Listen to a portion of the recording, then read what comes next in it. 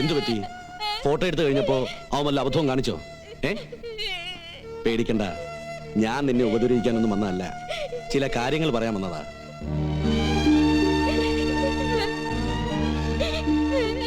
നോക്ക്, നീ കൊച്ചുകുട്ടിയൊന്നും അല്ലല്ലോ. വിനോദിന് നിന്നോടൊരു ഇഷ്ടം തോന്നി.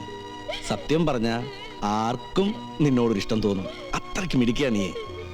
നിയന്ത്രിക്കാൻ പറ്റാതെ വന്നപ്പോ അവനൊരു അബദ്ധം കാണിച്ചത് തെറ്റായി പോയി.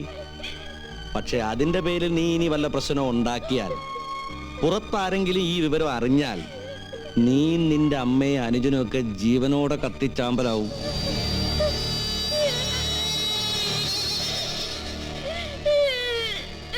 അങ്ങനെ കത്തിച്ചാമ്പലായ പിന്നെ രാമുവിന്റെ കണ്ണോപ്പറേഷൻ നടക്കൂ? ഇല്ല. രാമുവിന് കാഴ്ച കിട്ടണമെന്ന് നിനക്ക് മോഹമില്ലേ? ഉണ്ട്. ആ മോഹം ഞാൻ സാധിച്ചു തരും.